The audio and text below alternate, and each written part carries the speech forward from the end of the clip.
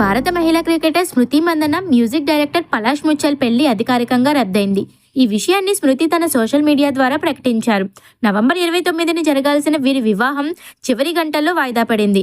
మొదట స్మృతి తండ్రి అనారోగ్యం, తర్వాత పలాష్ ముచ్చల్ అస్వస్థత కారణంగా పెళ్లిని వాయిదా వేసుకున్నారు. కానీ ఆ తర్వాత అనేక రూమర్లు వెలువడడంతో పరిస్థితి మారింది. ఇదే సమయంలో స్మృతి కీలక నిర్ణయం ప్రకటించారు.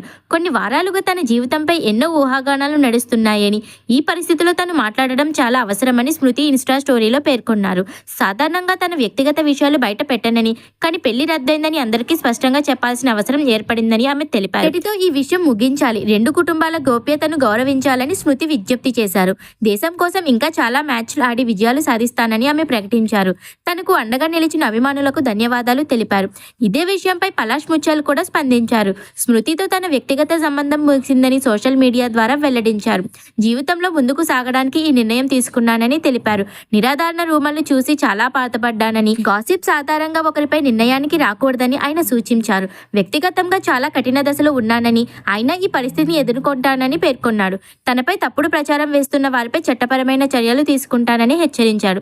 అయితే అసలు ఏం జరిగింది అంటే, నవంబర్ 23న జరగాల్సిన వీరి పెళ్లి చివరి నిమిషంలో స్మృతి తండ్రి ఆసుపత్రి పాలవడంతో వాయిదా పడింది. తరువాత పలాష్ ఆరోగ్యం బాగోలేకపోవడంతో వేడుక మరింత ముందుకు వెళ్లిపోయింది. అయితే వెంటనే స్మృతి తన పెళ్లి ఫోటోలను సోషల్ మీడియాలో తొలగించడంతో పలు రకాల వార్తలు ప్రచారంలోకి వచ్చాయి. పలాష్ చాటింగ్ గురించి కూడా కొన్ని రూమర్లు వచ్చాయి. ఇదే సమయంలో పలాష్ తల్లి అమిత త్వరలోనే పెళ్లి జరుగుతుందని చెప్పారు. కానీ స్మృతి కుటుంబం నుంచి ఎలాంటి ప్రకటన బయటకు రాలేదు. ఈ నేపథ్యం మొత్తం మధ్యలోనే స్మృతి పెళ్లి రద్దయినట్లు నిర్ణయం ప్రకటించడం పెద్ద చర్చకు దారితీసింది. 2019 నుంచి వీరిద్దరి మధ్య ప్రేమ ఉందని, 2024లో ఇది బయటపడిందని సమాచారం.